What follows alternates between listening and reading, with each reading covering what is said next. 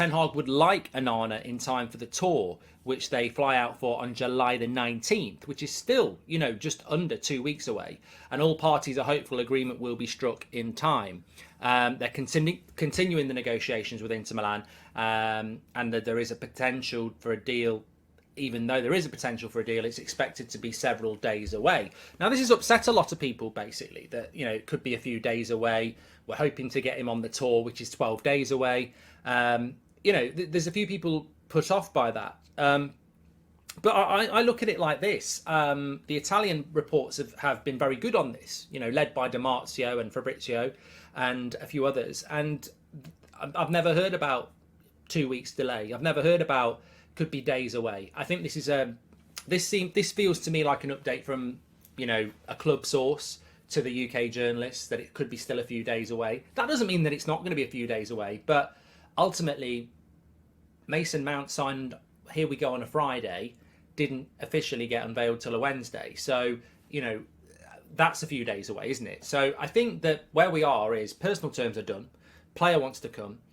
Inter Milan are willing to sell. Ten Hag really wants him. This is about probably £4 or £5 million negotiating between Inter and Manchester United. And the difference between Onana and Mason Mount is that Onana has captured the imagination of the fan base because it's a different way to play.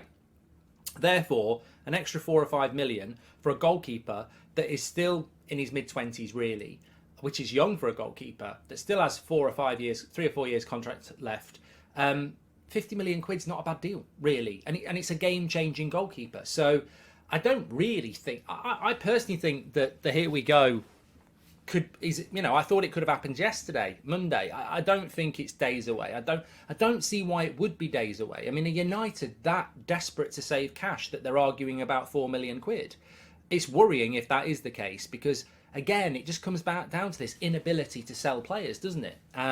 So yeah, United have got to look at that without a doubt. And what's £4 million if a goalkeeper goes on tour and trains with the team ahead of the new season? I mean, suddenly that £4 million pales into significance if he doesn't go on tour, and then the first game against Wolves, the defence and the goalkeeper aren't used to each other, make a mistake and we draw. That 2 points is worth 4 million, definitely, in the way the Premier League works. So look, I think it will get done quickly. The thing I wanted to just draw your attention to, I want to talk about Sancho, but just this was from last season, right? There's loads of stats. The hipsters love them. I don't mind them.